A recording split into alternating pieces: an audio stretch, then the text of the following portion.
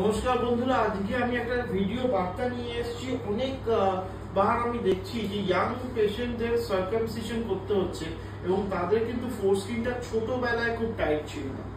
সুতরাং তারা বলছেন, ডাক্তারবাবু আমার তো ছোটবেলায় তো ফোরস্কিনটা অনেকটাই আমরা ঠিকঠাক চামড়াটা খুলতে পারতাম, কিন্তু এখন আমরা চামড়া টাইট হয়ে যাচ্ছে।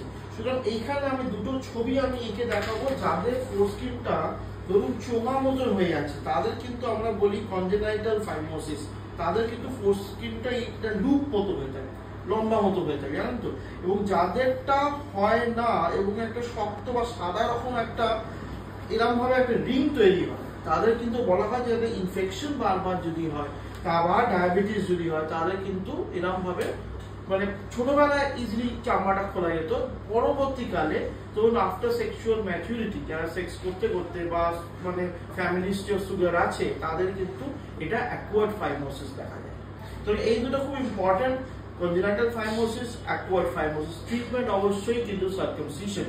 মেডিকেল ট্রিটমেন্ট খুব একটা কিছু হয় না, কিন্তু যারা ডায়াবেটিক হন তাদের জন্য আমার একটা ইম্পর্টেন্ট বার্তা রইল যে কিন্তু আপনি সুগারটা কিন্তু কন্ট্রোল করবেন।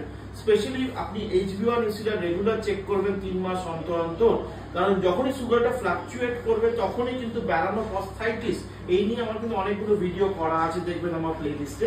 তাদের কিন্তু ব্যারানোপস্থেটিস হলেও কিন্তু অ্যাকুয়ার্ড ফাইমোসিস হতে পারে এবং সেটাকে মানে যতই আপনি ফেলে রাখবেন, যতই সুগারটা বাড়তে থাকবে, যদি আপনি চিকিৎসা না করেন সরাসরি একজন নিউরোলজিস্টের কাছে গিয়ে, তাহলে কিন্তু ইনফেকশনটা একটু বড় মাত্রায় চলে যেতে পারে। আজকের জন্য এইটুকু। নিশ্চয়ই আপনি কিন্তু আপনার এই ফাইমোসিসটা আপনি নেগলেক্ট করবেন না, কারণ অনেক সময় দেখা যাচ্ছে ইয়াং ছেলে সেক্সের সময় টানলেন, ওটা ফেরত দিল না, প্যারাফাইমোসিসে পরিণত হলে বিকামস আ সার্জিক্যাল এমার্জেন্সি। সুতরাং নিউরোলজিক্যাল এমার্জেন্সি নিয়ে ভিডিও এবং ভিডিও কোর্সও কিন্তু আমার করা আছে।